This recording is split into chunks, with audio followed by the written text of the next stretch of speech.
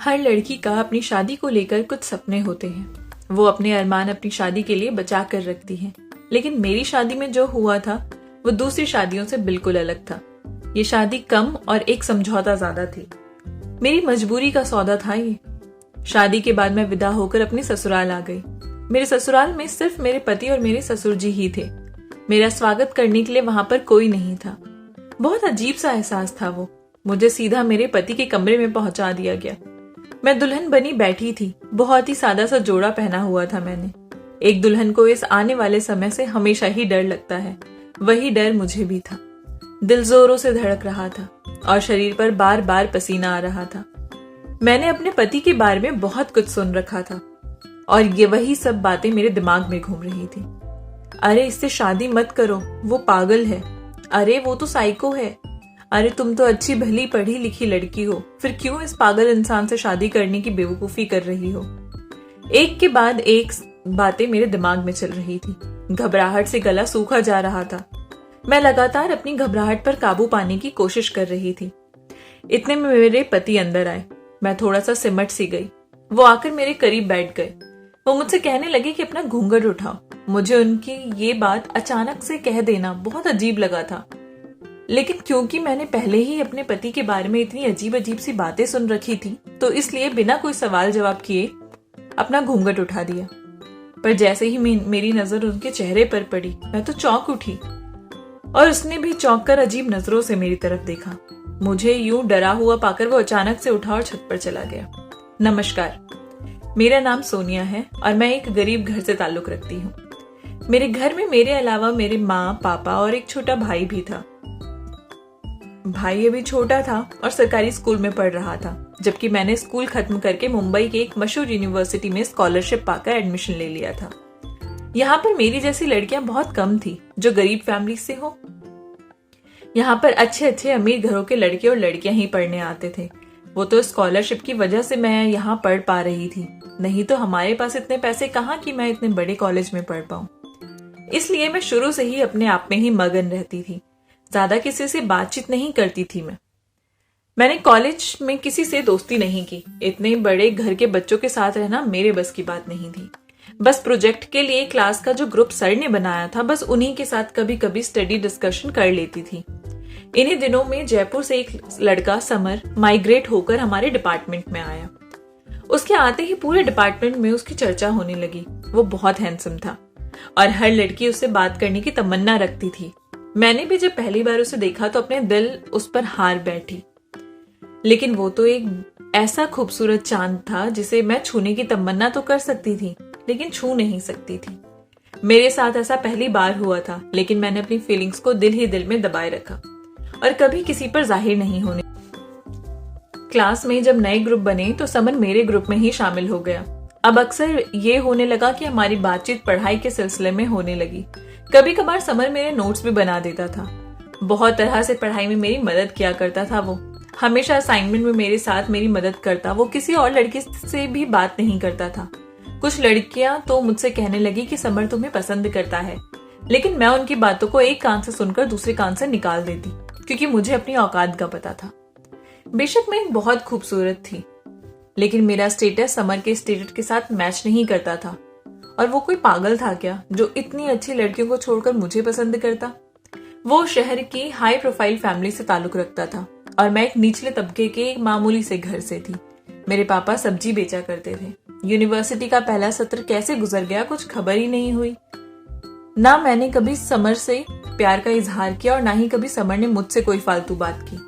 आज हमारे यूनिवर्सिटी में आखिरी दिन था, लेकिन आज समर नहीं आया था। मेरे दिल को अजीब सी बेचैनी होने लगी थी। मैंने बहुत इंतजार किया। मैं एक आखिरी बार उसको देख लेना चाहती थी, लेकिन ना जाने वो क्यों नहीं आया। हमने तो कभी एक दूसरे के साथ अपना नंबर भी नहीं बदला था, कभी इसकी जरूरत ही नहीं पड़ी। और आज आखिरी दिन भी वो नहीं आया। मेरा मन तो बेचैन हो उठा। मैं बहुत ही भारी दिल के साथ यूनिवर्सिटी से घर आई। मेरा आखिरी दिन बहुत बेकार गुजरा था। कुछ दिन तो यूनिवर्सिटी की थकान उतारने में ही गुजर गया, लेकिन फिर यूनिवर्सिटी छोड़ने के कुछ समय बाद जिंदगी ने ऐसा पलटा खाया कि मैं दंग रह गई। पिताजी को अचानक काम के दौरान हार्ट अटैक हुआ और वो कई दिनों तक अस्पताल में दाखिल रहे।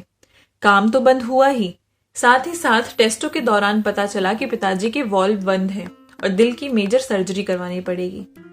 अब हमारी इतनी हैसियत नहीं थी कि हम इतना महंगा इलाज अफोर्ड कर सकते। जैसे तैसे हमने सरकारी अस्पताल में इलाज करवाया। पापा के उस दिनों के बाद घर तो आ गए, लेकिन डॉक्टर ने उन्हें सख्ती से कहा था कि उन्हें आराम करना है। अब तो पापा ज्यादातर घर पर ही रहते थे।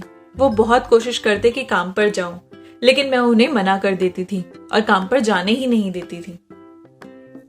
एक दिन मुझे बिना बताए सबसे छुप कर वो काम पर चले गए, तो तबीयत ज्यादा खराब हो गई। मैंने उन्हें बहुत गुस्सा किया था उस दिन। वो खुद ही कहने लगे कि अब जब तक मैं ठीक नहीं हो जाता तब तक नहीं जाऊंगा। लेकिन फिर ऐसा कब तक चलता? घर में जितना भी राशन था वो खत्म होने लगा। जितनी जमा पूंजी थी वो भी धीरे धीरे करके घर लग गई। हमने घर भी बदल लिया। अब हम एक छोटे से घर में आ गए। हमारी हालत दिन ब दिन खराब होती जा रही थी। भाई तो बहुत छोटा था अभी, इसलिए उससे कुछ भी उम्मीद करने का तो कोई सवाल ही नहीं पैदा होता। अब अगर भाई काम नहीं कर सकता, पापा काम नहीं कर सकते, तो मुझे ही घर के बाहर निकलना पड़ा काम करने के लिए। पहले तो पिताजी ही सब्जी की रेडी निकालकर घर के बाहर लगा ली। प्रतिदिन सुबह मम्मी के साथ जाकर मंडी से ताजा सब्जी ले आया करती थी और घर के बाहर रखकर बेच देती थी। लेकिन इसमें इतने पैसे नहीं बचते थे कि हमारे खर्चे पूरे हो जाते, और फिर पिताजी का इलाज भी तो करवाना था, उसके लिए भी तो पैसे चाहिए थे। इसलिए मैंने एक फैसला किया और माँ को इस बारे में बताया। माँ ने मुझे बहुत मना किया था। वो कहने लगी कि बेटा, हम जैसे तैसे इन्हीं पैसों में गुजारा कर लेंगे। पर उन पैसों में गुजारा करना बहुत मुश्किल था। उसके बाद मैंने पापा से इजाजत ली। इजाजत देते हुए पापा का दिल भी बहुत भारी हो रहा था, क्योंकि उन्होंने मेरे लिए कुछ और ही सपने देखे थे, और अब एकदम से हालात के पलटने की वजह से वो सब सपने अधूरे रह गए थे। पापा की इजाजत मिलते ही मैंने अगले दिन अलग अलग जगह पर नौकरी के लिए अप्लाई करना शुरू कर दिया। अखबार मंगवाया जिसमें नौकरियों की एड देखकर बहुत जगह पर अप्लाई किया, लेकिन पूरा 1 महीना यूं ही निकल गया नौकरी के लिए अप्लाई करते करते। मुझे कहीं भी नौकरी नहीं मिली। कुछ दिनों बाद ही 1-2 इंटरव्यू की कॉल आई। मैं इंटरव्यू देने जाती, लेकिन ऐसा लगता था जैसे वहां पर पहले से ही नौकरी का सिलेक्शन हो गया है। आप तो जानते ही हैं, आजकल हर जगह रेफरेंस और जान पहचान ही चलती है। ये इंटरव्यू तो मुझे जैसे एक फॉर्मेलिटी लगता था, पर मेरी तो किसी से कोई जान पहचान भी नहीं थी ना। यूं ही इंटरव्यू देते देते एक जगह मेरा सिलेक्शन हो गया। सैलरी बहुत ज्यादा तो नहीं थी, लेकिन अच्छी थी। मैं खुशी खुशी वहां नौकरी ज्वाइन कर ली। कुछ ही दिन गुजरे थे कि एक दिन बॉस ने मुझे अपने कमरे में बुलवाया और कहने लगे कि आप जितनी काबिल हैं और आप जितना अच्छा काम करती हैं, उसके हिसाब से आपको नहीं लगता कि आपकी सैलरी और पोस्ट दोनों ही कम है? मुझे बॉस की बात थोड़ी अजीब लगी। वो कहने लगे कि हाँ में या ना में जवाब दो। मैं बहुत झिझकते हुए हाँ कहा। आखिर बढ़ी हुई सैलरी किसको पसंद नहीं। वो कुछ देर मुझे अजीब सी नजरों से देखते रहे। मुझे उलझन होने लगी थी, लेकिन फिर वो कहने लगे कि आपकी सैलरी और पोस्ट दोनों ही बढ़ सकती है, लेकिन अगर आप मुझे खुश कर दें तो। मैंने उनसे पूछा कि सर वो कैसे? तो वो बड़ी ही अजीब हंसी हंसते हुए कहने लगे, प्लीज सोनिया, अब आप समझदार हैं, समझ सकती हैं। इसके लिए आपको मुझे बस खुश करना होगा। बस 1 रात की तो बात है। उनका इतना कहना था कि मेरे तो मानो तन बदन में आग लग गई। मैं एकदम से गुस्से में खड़ी हो गई और कहने लगी कि तुम जैसे कमीनों की वजह से ही लड़कियां घरों में से निकलने को डरती हैं। मुझे कोई जरूरत नहीं है तुम्हारी और तुम्हारे काम की। ये कहते हुए ऑफिस से बाहर आ गई मैं। पीछे से वो मुझे बस आवाज ही देता रह गया, पर मैं नहीं पलटी। मेरी आंखों से आंसू बह रहे थे।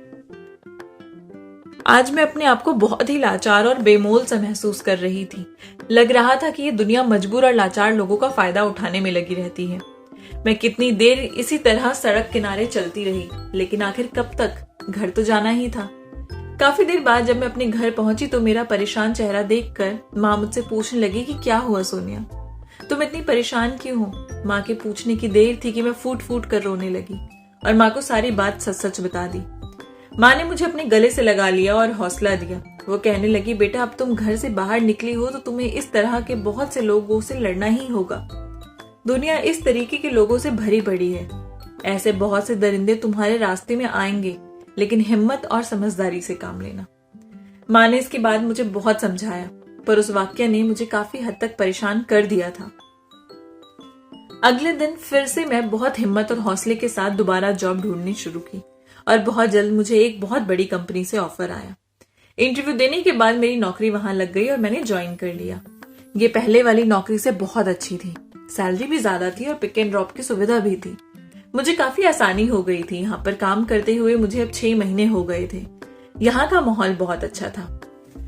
मैंने आज तक सिर्फ अपनी कंपनी के मालिक को ही देखा था। हालांकि ऑफिस में बॉस के बेटे की बहुत बातें होती थी। कोई उसे पागल कहता था, कोई दीवाना कहता था, कोई साइको कहता था, लेकिन मैंने कभी आज तक उसे देखा नहीं था। शायद वो ऑफिस आता ही नहीं था। मैं भी अपने काम से काम रखती थी। लेकिन फिर इन्हीं दिनों बॉस ने वर्कर्स की एक अर्जेंट मीटिंग बुलवाई और उनकी तरफ से एक अजीब बात सुनने में आई। बॉस ने कहा कि जो भी लड़की मेरे बेटे के साथ शादी करेगी और उसके साथ पूरे 24 घंटे गुजार लेगी तो मैं उसे बहुत बड़ी रकम इनाम में दूंगा। मुझे अपने बॉस की बात अच्छी नहीं लगी। लड़की कोई खिलौना थोड़ी होती है कि अपने बेटे को पकड़ा दो। ना जाने उनके बेटे की क्या परेशानी थी कि बॉस ने इस तरह का ऐलान किया था। लेकिन काफी दिन हो गए थे पर कोई भी लड़की उनके बेटे के साथ शादी करने को तैयार नहीं थी। लेकिन ये बात सुनकर मेरे दिल में बार बार यही ख्याल आ रहा था कि इतने ज्यादा पैसे मिलेंगे तो मैं ही बॉस के बेटे से शादी कर लेती हूँ। इन पैसों से मैं पिताजी का इलाज करवा सकती हूँ और एक बार पिताजी ठीक हो जाए तो हमारी सारी परेशानी हल हो सकती है। फिर कौन सा ये सच की शादी होगी? सिर्फ एक सौदा ही तो है। लेकिन दिमाग इस बात को झटक देता था। दिल और दिमाग की जंग जारी थी और फिर दिल जीत गया। मैंने इस आग में कूदने का फैसला किया और बॉस को हाँ कह दिया। मुझे पैसों की बहुत ज्यादा जरूरत थी। मेरी बात सुनकर बॉस तो बहुत खुश हुए। रविवार का दिन शादी के लिए तय कर दिया गया। मैंने घर आकर माँ से बात की तो माँ तो सुनकर शॉक में चली गई। वो मुझसे बहुत गुस्सा हुई। पापा का भी रवैया माँ से अलग नहीं था। दोनों ने मुझे इस काम को करने से मना किया, लेकिन मैं अब तय कर चुकी थी कि सबसे बड़ी बात तो मुझे उन पैसों की बहुत जरूरत थी ताकि मैं अपने पापा का इलाज करवा सकूं। इसके अलावा मुझे और कोई रास्ता भी तो नजर नहीं आ रहा था। कब तक सरकारी अस्पतालों के धक्के खाते हम? माँ पिताजी 1-2 दिन नाराज रहे, लेकिन फिर मुझे समझाने बैठ गए। लेकिन अब मैं समझने और समझाने की हद से काफी आगे निकल चुकी थी, इसलिए मैंने उनकी बात नहीं मानी और रविवार का दिन भी आ गया। सादा सा फंक्शन हुआ और हमारी शादी हो गई। मैंने अभी तक अपने पति का चेहरा देखा नहीं था, लेकिन उसका नाम सुनकर मैं चौंकी जरूर थी। लेकिन एक नाम के तो बहुत से लोग होते हैं। अभी समर वो समर तो बिल्कुल नहीं हो सकता। उसके आने से तो दिल धड़क जाता था मेरा, जबकि ये तो ना जाने कौन पागल और साइको था। मैं विदा होकर ससुराल गई। अपने कमरे में बैठी मैं अपने पति का इंतजार कर रही थी। कुछ ही देर में वो कमरे में आया और उनको देखते ही मेरे पैरों तले जमीन खिसक गई। अपनी कहानी सुनाते हुए मैंने समर की तरफ देखा, जो बड़ी गहरी और प्यार भरी नजरों से मुझे ही देख रहा था। मैंने शर्माते हुए अपना सर झुकाया, लेकिन फिर उससे पूछा कि तुम्हें क्या हुआ है? क्यों लोग तुम्हें साइको और ना जाने क्या क्या बोलते हैं? मेरी बात सुनकर समर ने एक बहुत गहरी सांस ली और वो कहने लगा कि मैं जब जयपुर से माइग्रेट होकर मुंबई यूनिवर्सिटी में आया तो यहाँ के डिपार्टमेंट में आते ही पहली नजर तुम पर ही पड़ी थी मेरी। तुम एक तरफ बेंच पर बैठी अपने कुछ नोट्स बना रही थी। इन सब मॉडल और फैशन की मारी लड़कियां जिन्होंने मेकअप करके खुद को केक पेस्ट्री बनाया हुआ था, तुम मुझे उनमें सबसे अलग नजर आ रही थी। तुम्हारा चेहरा बेहद मासूम लग रहा था उस दिन। तुम्हारा दुपट्टा उड़ रहा था और तुम बेहद सीधी सादी प्यारी सी लग रही थी। मैं कुछ पल के लिए तो बस तुम्हें ही देखता रहा। ऐसा नहीं था कि मेरी जिंदगी में पहले लड़कियां नहीं आई थी, लेकिन वो सिर्फ वक्त गुजारने के लिए थी। लेकिन तुम्हें देखकर मुझे पहली नजर में ही तुमसे प्यार हो गया था। मैंने वहीं खड़े खड़े फैसला कर लिया था कि शादी तो मैं सिर्फ तुमसे ही करूंगा। और ये सोच आते ही एक सुकून सारा दिल में उतर गया। मुझे तुम्हें देखना, तुमसे बात करना अच्छा लगने लगा था। इन्हीं दिनों मुझे पापा की तरफ से शादी का प्रेशर बढ़ने लगा। दरअसल मुंबई से पापा ने मुझे बुलाया भी इसीलिए था। मैंने उन्हें तुम्हारे बारे में बताया, लेकिन स्टेटस के फर्क की वजह से पापा ने मुझे साफ साफ इनकार कर दिया और तुमसे मिलना भी गवारा नहीं किया। उन्हें तुम्हारी काबिलियत और खूबसूरती से कोई मतलब नहीं था। वो अपने ही जैसे किसी बिजनेस क्लास फैमिली से मेरा रिश्ता करना चाहते थे, जिससे वो अपने बिजनेस को 4 चांद लगा सके। मैं उन्हें बार बार मना करता रहा, लेकिन उन्होंने मेरी एक ना सुनी और एक जगह मेरा रिश्ता तय कर दिया। यही वजह थी जो मैं आखिरी दिन यूनिवर्सिटी नहीं आ पाया था। मुझे पता था कि तुम मुझे पसंद करती हो, लेकिन मैं आखिरी दिन तुम्हारी उम्मीद नहीं तोड़ सकता था, इसलिए मैं यूनिवर्सिटी आया ही नहीं। पापा ने मेरी सगाई बड़ी धूमधाम से की थी। मैंने पापा की मर्जी के आगे सर झुका दिया था, लेकिन उसके बाद मैं चुप चुप सा रहने लगा। मेरी तबीयत भी काफी खराब रहने लगी थी। धीरे धीरे मैं डिप्रेशन में चला गया। आए दिन मेरी मंगेतर मेरे पास आती थी, मुझे बाहर घूमने के लिए लेकर जाती थी, लेकिन ना जाने क्यों मेरा मन कहीं नहीं लग रहा था। मेरे इस तरीके की स्थिति को देखकर उसने मुझसे सगाई तोड़ दी। उसे लगा कि शायद मैं एक पागल हूँ। उन दिनों मुझे कुछ भी अच्छा नहीं लग रहा था। ना जाने क्यों बार बार सिर्फ तुम्हारा ही ख्याल आता था। पापा बहुत अच्छे से जानते थे कि मैं तुम्हें सच में बहुत प्यार करता हूँ।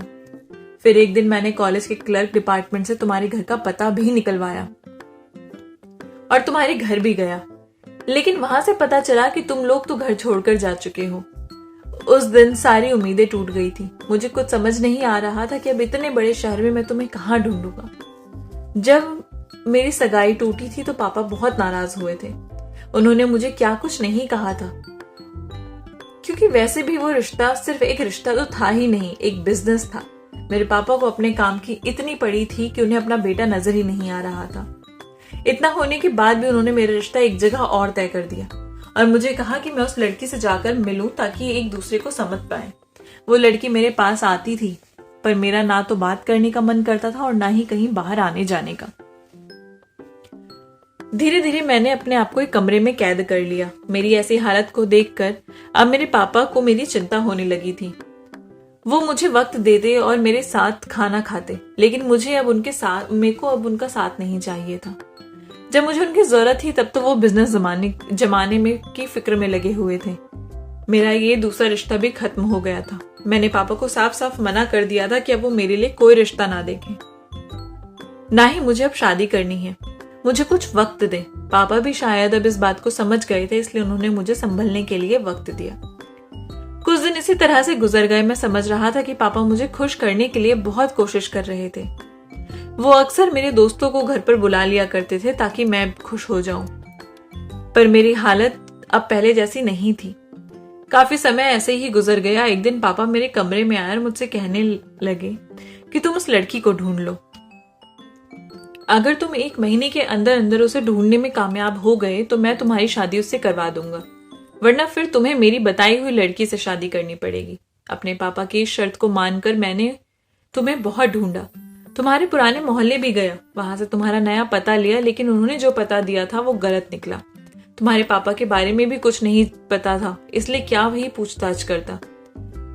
1 महीना कैसे गुजर गया मुझे कुछ पता ही नहीं चला। मेरे पास तुम्हारी कोई तस्वीर भी तो नहीं थी और ना ही तुम्हारी किसी से कोई दोस्ती थी जिससे मैं तुम्हारे बारे में पूछ सकता।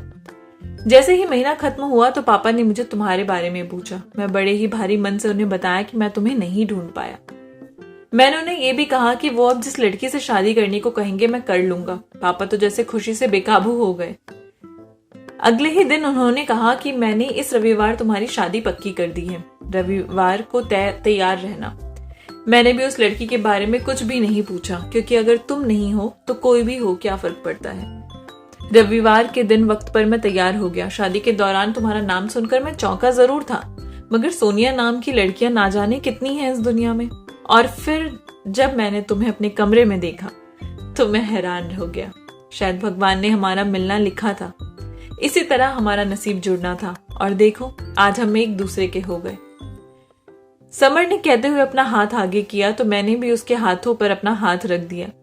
अगले दिन सुबह मैं और समर बहुत खुशी खुशी अपने कमरे से बाहर निकले तो जाकर पापा से मिले।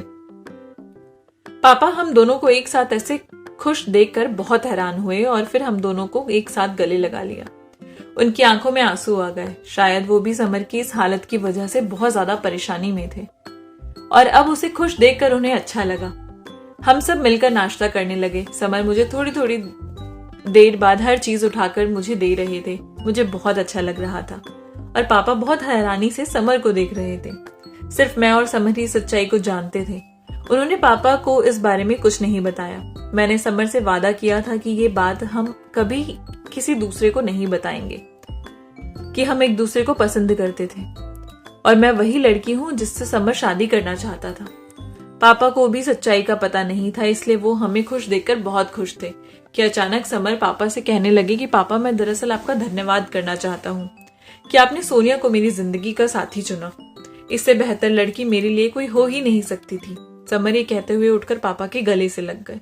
पापा की आंखें भीग गई। वो काफी देर तक समर को अपने सीने से लगाए खड़े रहे। अब हमारी शादी को लगभग 2 महीने हो गए थे। एक दिन यूं ही बैठे बैठे मुझे समर की माँ का ख्याल आया, तो मैंने उनसे पूछ लिया कि समर, आपकी माँ कहाँ है? मैंने कभी उनके बारे में नहीं सुना और ना ही कभी उनकी कोई तस्वीर देखी। यहाँ तक कि मुझे पूरे घर में उनकी तस्वीर भी नजर नहीं आई, जबकि आपके बचपन की तस्वीर और पापा के अलग अलग शहरों की काफी तस्वीरें लगी हुई है। मेरी बात सुनकर समर बहुत फीकी सी हंसी हंसने लगे। चलो आज तुम्हें मैं ये सच भी बताता हूँ। मेरे मम्मी पापा की शादी सिर्फ शादी नहीं थी, बल्कि वो दोनों परिवार का कारोबार आगे बढ़ाने का एक दूसरे के स्टेटस को ऊंचा करने का सौदा था, जिसे इन दोनों ने मंजूर किया और एक दूसरे को अपना लिया। मम्मी अपनी सोशल लाइफ में ज्यादातर बिजी ही रहती थी। वो क्लब जाती, पार्टी करती रहती थी और मेरे पापा हर वक्त अपने बिजनेस को 2 से 4 करने में लगे हुए थे। दोनों का रिश्ता तो था, लेकिन वो दोनों एक दूसरे के साथ नहीं थे। इन दोनों के रिश्ते में प्यार नहीं था। इसी दौरान ना चाहते हुए भी मैं हो गया। हालांकि मम्मी को बच्चा नहीं चाहिए था। मेरी माँ अपने पैरों में किसी तरह की बेड़ियां नहीं डालना चाहती थी, लेकिन शायद भगवान को कुछ और ही मंजूर था। मेरे होने के बाद कुछ समय तक तो मम्मी पापा का रिश्ता ठीक रहा, लेकिन फिर वही लड़ाई झगड़ा शुरू हो गया। मम्मी को हमेशा यही परेशानी थी कि पापा उन्हें वक्त नहीं देते, लेकिन पापा को एतराज होता था कि मैं जब भी घर आता हूँ तुम घर पर मौजूद नहीं होती। ये सब इस तरह करते करते इन दोनों के झगड़े बढ़ने लगे। मैं उस समय 9 साल का हो चुका था। उन्हीं दिनों मेरी मम्मी का अफेयर सुनने में आया। मम्मी अपने से कम उम्र के लड़के के साथ अक्सर दिखाई देने लगी थी। पापा को वैसे तो बिजनेस से फुर्सत नहीं थी, लेकिन उन्हें कोई ना कोई ऐसा जरूर मिल जाता था जो उन्हें मम्मी के बारे में बता देता था। जब भी पापा को ऐसा कुछ पता चलता तो वो नशे में धुत होकर घर आते और फिर मम्मी को गंदी गंदी गालियां देते थे। कभी कभी मम्मी के ऊपर हाथ उठाने की भी कोशिश करते थे। अब ये सब रोज का हो गया था। एक दिन मम्मी ने पापा को तलाक का नोटिस भेज दिया। नोटिस मिलते ही पापा भागे भागे मम्मी के पास आए, क्योंकि अगर उनका तलाक मम्मी से हो जाता तो उनका आधा बिजनेस भी चला जाता, क्योंकि मम्मी 50% की शेयर होल्डर थी। पापा ने मम्मी को बहुत समझाया, पर मम्मी नहीं मानी और वो उस लड़के को प्यार करती थी और उन्होंने पापा को तलाक दे दिया। पापा को बहुत बड़ा झटका लगा था उस समय, क्योंकि उनका आधा बिजनेस भी चला गया था। बहुत वक्त लगा उनको दोबारा बिजनेस अपने पैरों पर खड़ा करने में। पापा को मम्मी से बहुत मोहब्बत थी या क्या था, पर उन्होंने दोबारा शादी नहीं की। इसके साथ पापा ने सारे घर से मम्मी की तस्वीर और उनका सारा सामान निकाल दिया। मैंने तो बचपन से ही बेवफाई और रोज रोज के झगड़े देखे थे और ऐसी जिंदगी मैं नहीं जीना चाहता था। यही एक वजह थी कि मैं किसी अमीर लड़के से शादी नहीं करना चाहता था और ना ही मैं अपनी जिंदगी में ऐसी औरत चाहता था जिसे ना घर का ख्याल हो और ना ही अपने पति का, ना बच्चों का, जिसे ये तो पता हो कि शाम को तैयार होकर उसको क्लब जाना है, लेकिन ये ना पता हो कि शाम को उसका बेटा और पति क्या खाएंगे। मुझे अपनी जिंदगी में एक ऐसी औरत नहीं चाहिए थी। मैं चाह रहा था कि मुझे एक ऐसी लड़की मिले जो मेरी इज्जत करे और मुझे प्यार करे, मेरे घर को अपना घर बनाकर रखे। जब भी मैं घर वापस आऊं तो मुस्कुराती हुई मेरे दरवाजे पर वेलकम करे। और जब मैंने पहली बार तुम्हें देखा तो मुझे लगा कि तुम ही वो औरत हो जो मेरी जिंदगी में ये सब ला सकती हो। जब मैं माइग्रेट होकर आया तो मुझे लगा मेरी तलाश खत्म हो गई है। समर ने कहते हुए प्यार से मेरे कंधे पर हाथ रखा। समर ने मुझे सीने से लगा लिया और मैं भी उसकी बाहों में सिमट गई। आई होप आपको ये कहानी पसंद आई होगी। अगर अच्छी लगी है तो चैनल को प्लीज सब्सक्राइब कर दीजिए, लाइक कर दीजिए, ड्रॉप कर दीजिए। मिलूंगी आपसे नई कहानी के साथ, तब तक के लिए बाय बाय।